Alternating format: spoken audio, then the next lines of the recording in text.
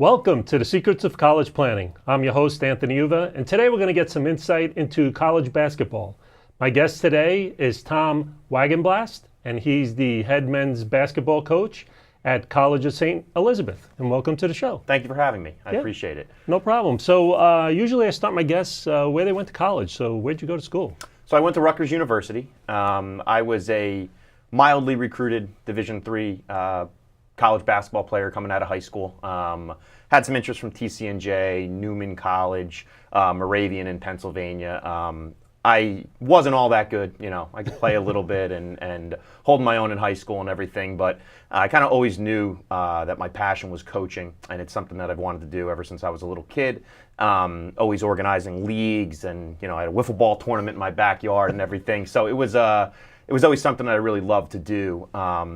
So when I graduated high school, I was banged up most of my senior year and junior year with back injuries and everything. I came to the realization that if I wanted to be a college basketball coach, the best thing I can do was to go to a bigger school and become a manager there. And my dream college to play at the time, and still, is Rutgers University. My parents had season tickets from the time I was about 10 years old, and we sat right in section 118 behind the basket and everything. And it was always a really neat thing. I grew up in East Brunswick, so it was only a 15-minute drive to get to the rack and everything. So I went to Rutgers. It was a pretty easy decision for me. I always kind of knew that's where I wanted to go. Football, basketball, going to all the games, and then became a manager there. And that was a very unique experience. Just when your first year, you get there, and you're quote unquote the water boy. Your first year as a manager, doing whatever you have to do, wiping up sweat, helping the guys with water, videotaping games or whatever it might be. Your first year, your second year, you might get a little bit more responsibility. You might get to travel with the team. You might, get to help in the film room a little bit more. You get to your junior year, and you're doing a lot more. You're helping with recruiting visits and just getting to know the coaches. Obviously, you've gained respect in that regard. So that was the junior year, and then the senior year, they gave me a partial scholarship to be there. So it was a home run opportunity for me. Obviously, the best way to get into coaching is to be a player, and a really good one. But I'd say the next best thing is to be a manager, and to do that at Rutgers was really special. So let's go back into high school first. Yep. Tell us a little bit about the process that you took to pick Rutgers. Was it the only school? Did you look at other schools? I know you said you got recruited, and then injuries took place. So what was the process? Were your mom and dad involved? How did it all start out? I mean, thankfully my parents were pretty open with letting me go around and try to do some research on schools, which is one of my biggest pieces of advice, is let the kids drive the process, and the parents just kind of be there to support and to give their feedback when they can. So I was lucky enough that they realized that. My high school coach was very much involved. He's a great guy, and I respect him so much, Coach Bo Henning, who was the head coach at East Brunswick for 20 plus years. So they all helped, but at the end of the day, I was the one who had to, email the coaches, and email back then was very much more powerful than it is even now. But email the coaches and talk to the coaches that were, semi-recruiting me. And then at the end of the day, it just became, what do I really want to do? Where do I want to be, not only 4 years from now, but hopefully 40 years from now, to be able to go out and find the best place that fits me. And at the time, sports were all that really mattered to me. So Rutgers Athletics was down the road. It just made the most sense. That's where I'm going. Gotcha. But at the end of the day, it was the best decision for me, with all the things that kind of happened. So now you're at Rutgers University, and you're the manager there on the basketball team. How's it like? What's the atmosphere like? What's the school like as a student at Rutgers University? I mean, all the stereotypes about Rutgers are somewhat true. It's a very social, big party school. I tell all the recruits that we have at St. E's that my freshman year, first class at Rutgers, psychology 101. I sat in the very last row. There were 430 kids in the classroom, and I still don't know how I passed that class. So that's one way to do it at Rutgers, where you're sitting in big giant lecture halls, and there's other ways to do it. So it's Rutgers is much more.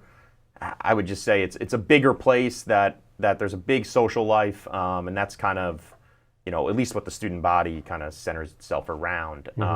So I don't know if that's necessarily what I want my 3-month-old son doing 18 years down the road, but that was a big part of what Rutgers was, and I think still is. You have to be self-disciplined. You had to be the one to decide to go to class or not.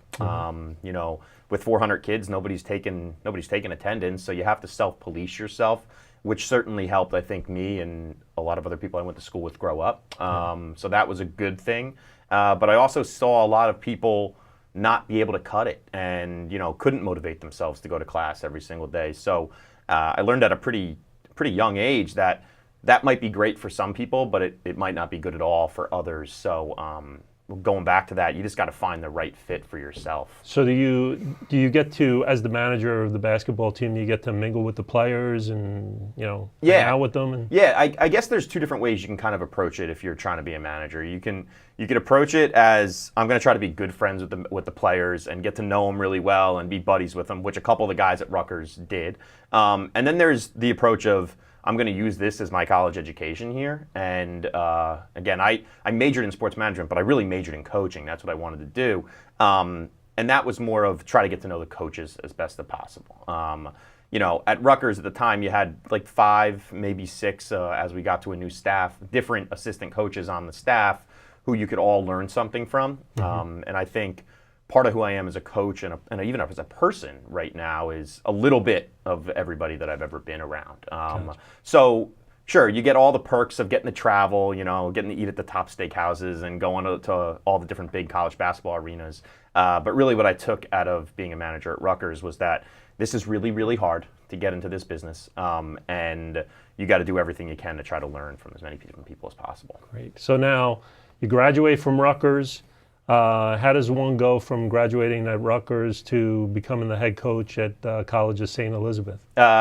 Mine was a different path than a lot of other people might choose to do. So when you're a manager, everybody sees you as the manager. Every high school coach that ever came to practice, they saw me with a towel on my shoulder and, in basketball shorts and a t-shirt. And I was the guy that, talked to people and just tried to do whatever I can to help the program.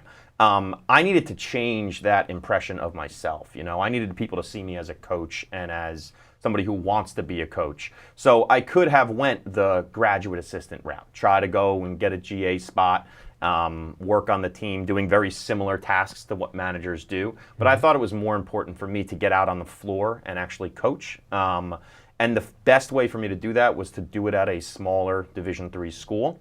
What I learned pretty quickly was that actually was more who I am, the small Division III schools, than the, chasing the John Calipari's and Coach K's of the world, running around AAU circuits and trying to massage players and stuff like that. So I right out of college, I didn't even officially graduate yet. I accepted a position at Kane University in the NJAC, one of the best conferences in the country for men's basketball and really a lot of sports.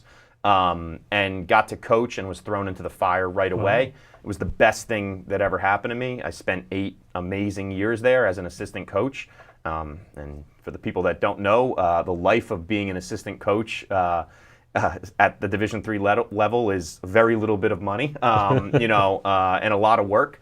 My wife, God bless her, has been able to put up with me for the past 10 years of being a college basketball coach, which means a lot of very long hours and very little money. I never made over $15,000 in a year in my entire time at Kane coaching basketball. I had to try to do anything else I could to make some money, but I knew that at the end of the day, pursuing it was going to be worth it for myself. I pride myself on knowing almost every college in the entire country, especially because when you're a coach, you got to know what other people are doing, what they're doing well, what they're not doing well. And then all of a sudden, the position at the College of St. Elizabeth popped up. So I had to slap myself because I didn't even realize what the College of St. Elizabeth was. And it was only 45 minutes away from my house. growing up. And the reason I didn't know what it was because it was an all-women's college. And it was an all-women's college for 117 years before the school decided to go co-ed. They were looking to hire a men's basketball coach to start the men's basketball program and maybe most importantly start the transition of men coming to the college. And one of my biggest jobs was to not only recruit men's basketball players, but to recruit just men coming to the school and more athletes coming to the school. So the job got posted. I went and interviewed with our athletic director and the hiring committee, and it turned out to be an unbelievable situation. You know, it's the most unique school in the country. So. Great. So tell us a little bit about College of St. Elizabeth. What's the atmosphere of the school? What's it like? So we're really small. There's only about 600 undergrads in the entire school. And like I said, I was in a class with 450. So what a difference in colleges. And that's what makes higher education so great. Is the kid that really wants to go to Rutgers is probably not the same kid that's going to want to come to St. E's, and that's okay. With such a small student population, everybody kind of knows everybody. My favorite thing about the school is that as the men's basketball coach, I know that there's more people on the campus outside of just myself that care about my guys. That are always looking out for them. You know, kid's missing class, I get an email about it. Kid does something stupid in the dorms, I find out about it pretty much immediately. So, some people see that as, oh, they're always watching me, but really we're all just looking out for the best interest of the kid.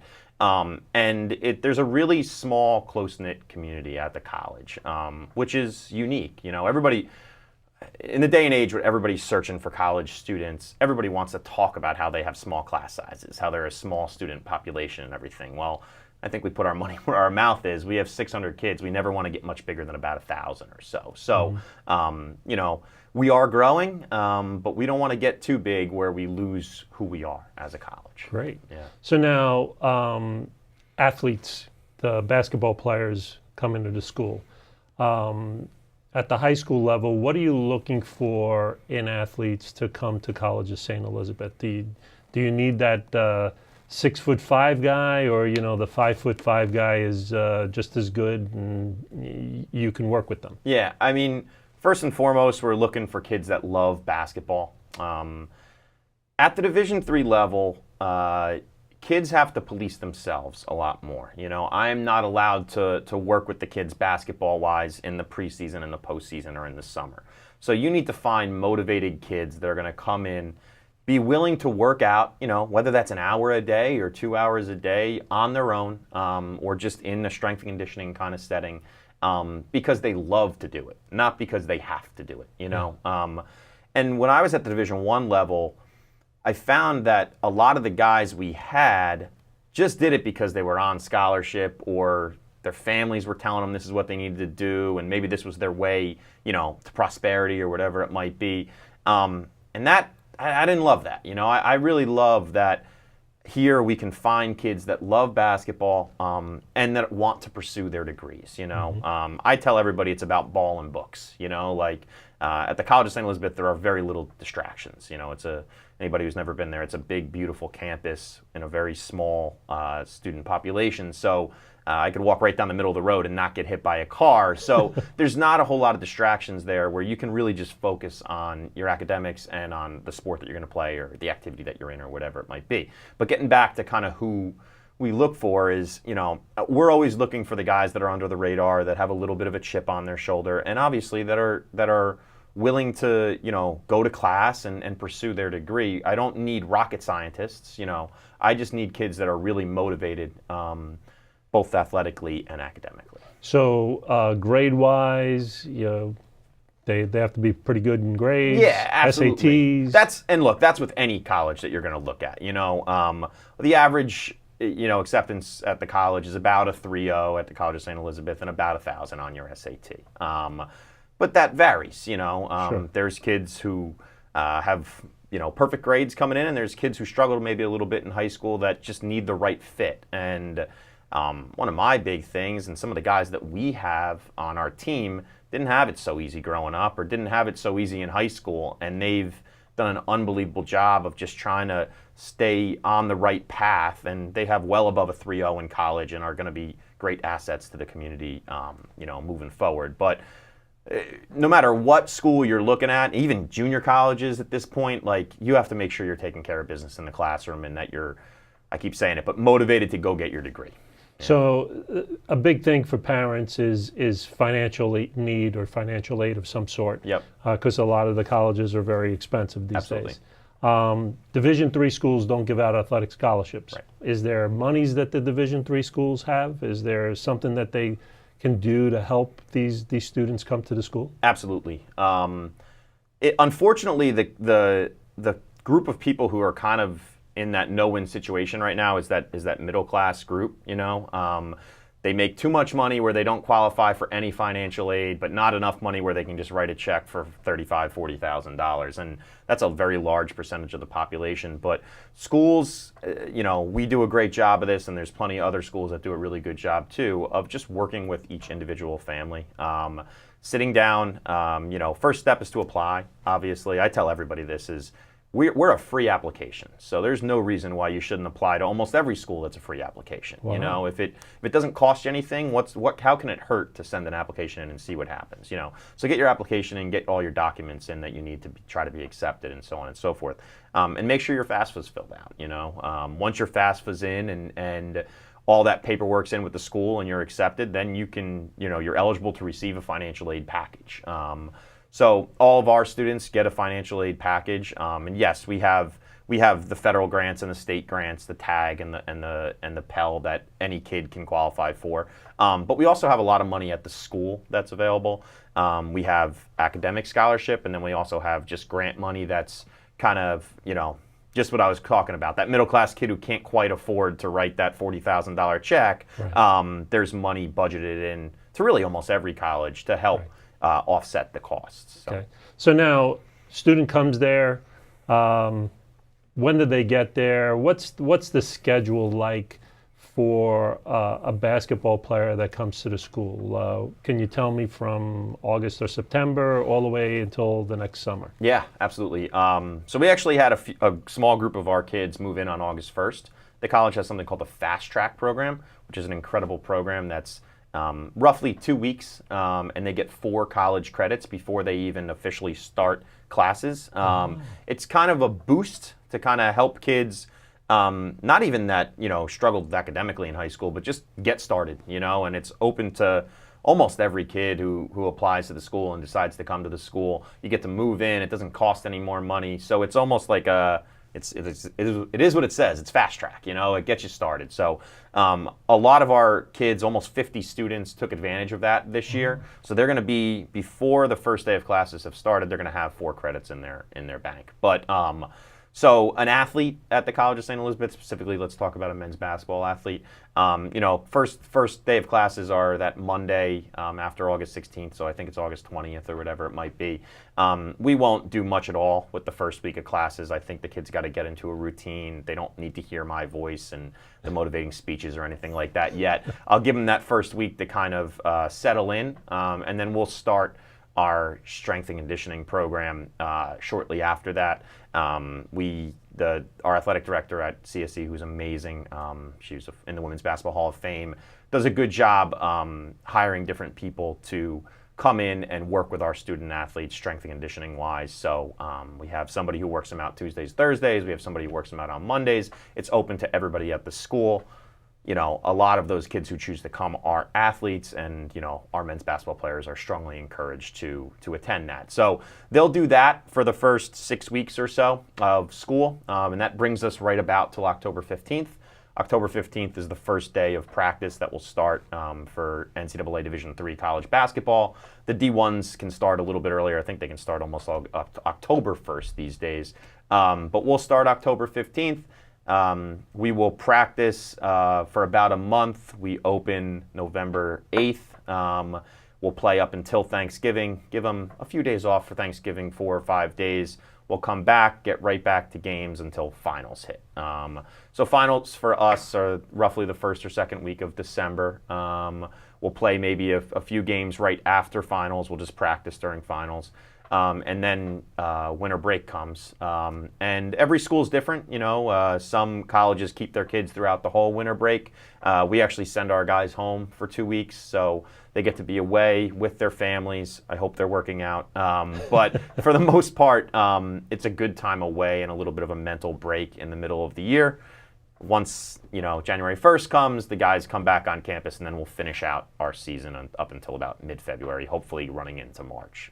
Gotcha. So, yeah. And then from March until the following August, they're just working out on their own? Yeah, so March comes, I'll tell them, look, you have until spring break to kind of do what you want, get away, because the college basketball season is a long season. It's longer than soccer. It's longer than most other sports. You go, 4 or 5 months of practice 6 days a week, and me screaming at you and playing in big games and everything. So I think they need to get away. We'll come back after spring break, and then we'll do a similar thing to what we did in the fall. Yeah. And then actually at the Division III level, it's unique in that you're allowed to play as a team in any college summer league you'd like. So at the Division I level, you can only have 2 or 3 guys, whatever the rule might be, per team. But we can play as an entire team. So we'll play in a summer league. Wow. There's various summer leagues that are run throughout the summer. So our guys get a little bit, get to know each other a little bit more. And obviously the incoming kids can play on that as well. I can't coach them, but they can get to know each other. So we always talk about, by the time you get to school in August, you're not a freshman anymore. You're not that rookie. You've already kind of had some experience. So now, how do you find these kids? Do you comb the country? Is it just here in New Jersey, Pennsylvania, New York? Yeah, great question. I ask myself that literally every single day, because everybody talks about, you got to find kids that are really, really good, that can help you win, that are great people and great students. Well, everybody wants that kid, everybody does. So Princeton wants that kid, Sure. So we have to find the kid that's right for us, which means that they want small. They're not maybe really big into the party life or anything like that, that they're going to come here and be focused on academics and trying to be the best basketball player that they can be. And that might have fallen under the radar a little bit, okay? Yeah. Today's day and age in college basketball recruiting, it's AAU and the whole month of July, which is really busy, and April.